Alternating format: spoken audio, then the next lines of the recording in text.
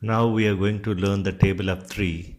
Here the table of 3 is given on the leftmost side, where 3 times 1 is 3, 3 times 2 is 6, 3 times 3 is 9, 3 times 4 is 12, and so on till 3 times 10 is 30.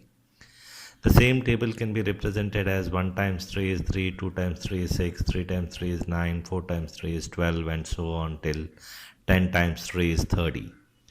So using this table, we are going to solve the multiplications related to 3 and divisions related to 3. So when multiplication 3 times 4 is given, by seeing the table, we can easily write 3 times 4 is 12.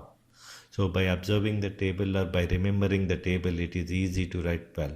So it is always difficult to observe, go back and see the table. So it is better to remember. The more times we solve, it is easy to remember. So similarly, 3 times 6 is 18. We can answer it as 18. And because 3 times 6 is same as 6 times 3, either way we can remember and we can write the answer, because 3 times 6 is same as 6 times 3. For all the multiplication, this rule applicable. Now 7 times 3 is 21. We can observe that here 7 times 3 is 21 from the table.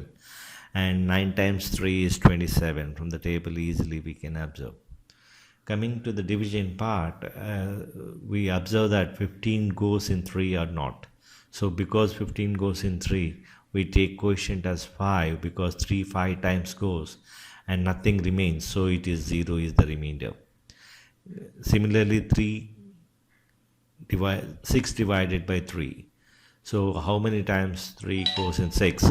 So we observe that quotient here is 2 and remainder is 0, because 3 exactly goes 2 times.